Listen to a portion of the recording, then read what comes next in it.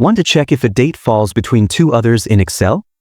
Whether you're tracking sales by quarter, managing project timelines, or checking attendance, this simple trick can save you hours.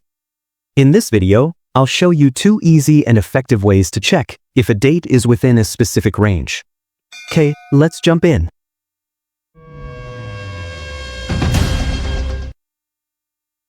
Method 1. Using the AND function. Let's kick things off with a simple way to check if a date falls between two others. Got order dates in column A?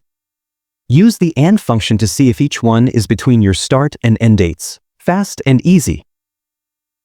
Click on cell B2 right next to the first order date. Type this formula.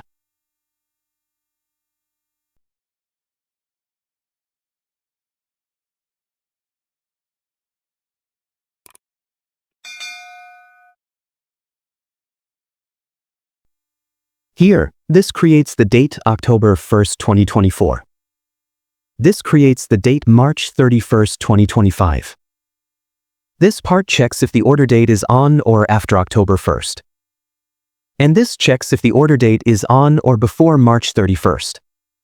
Finally, AND function returns true only if both conditions are met. Now, press Enter. Use the fill handle to drag the formula down for the rest of your rows.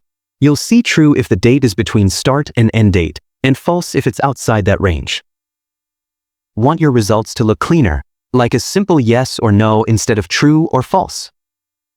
Let's improve it by adding an if statement to return a custom message. This checks if the date in A2 is between start and end date. If the condition is true, Excel returns yes. If false, it returns no. Press Enter and done. Need a flexible date range that can change anytime without editing the formula? This method is for you. In cell C2, type this formula.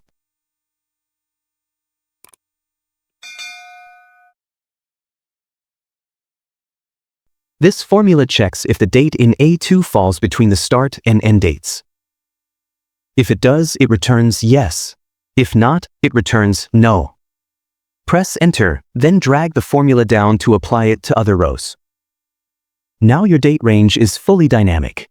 Just update the values in E2. Excel instantly updates all results. No need to touch the formula again. If you found this helpful, hit the like button and subscribe to Easy Click Learning. And hey, drop a comment if you want me to cover more Excel date tricks.